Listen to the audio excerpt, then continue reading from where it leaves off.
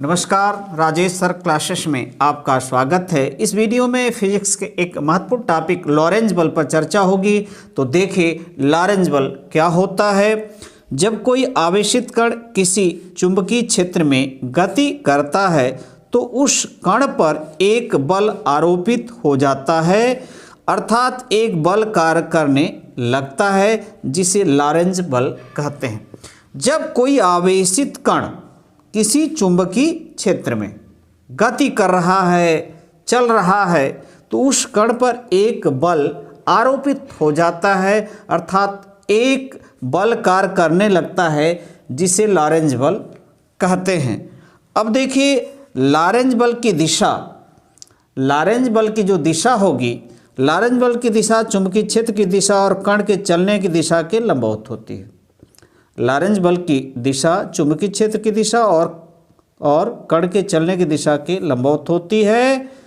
अब चित्र में आप देख रहे हैं, यहाँ पर एक चुंबकीय क्षेत्र V है और एक कण इसके लंबवत गतिशील है, तो उस कण पर लगने वाला बल जो है ठीक इन दोनों के लंबवत, यानी चुंबकीय क्षेत्र, कण के चलने की दिशा और लॉरेंज बल जो बल कार्य कर रहा है वो परस्पर एक दूसरे के लंबवत होते हैं।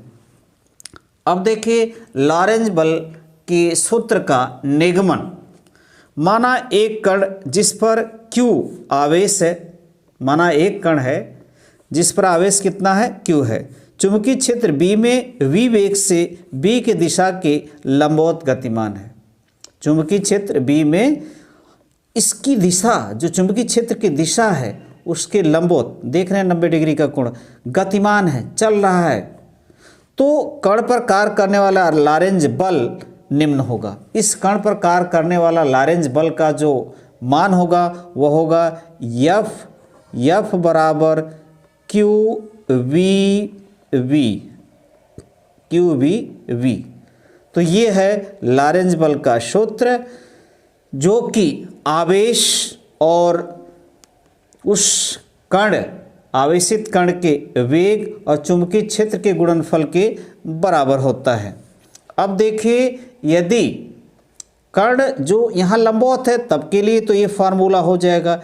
यदि यह चुंबकीय क्षेत्र के साथ थीटा कोण बनाते हुए गतिमान है तो लॉरेंज बल के सूत्र में क्या परिवर्तन होगा।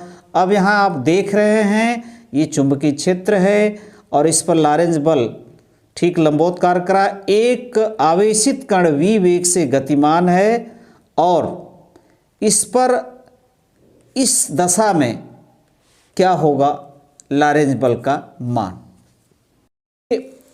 इसके ये क्या है, थीटा कोण बनाते हुए चल रहा है। ठीक इसके लंबवत, यदि हम इसके लंबवत यदि V घटक, जो इसका V का घटक होगा, V साइन थीटा होगा, वह V के क्या होगा, लंबवत होगा। ये पूरा कोण कितना होगा, 90 डिग्री होगा। और इस दिशा में V कॉस थीटा होगा।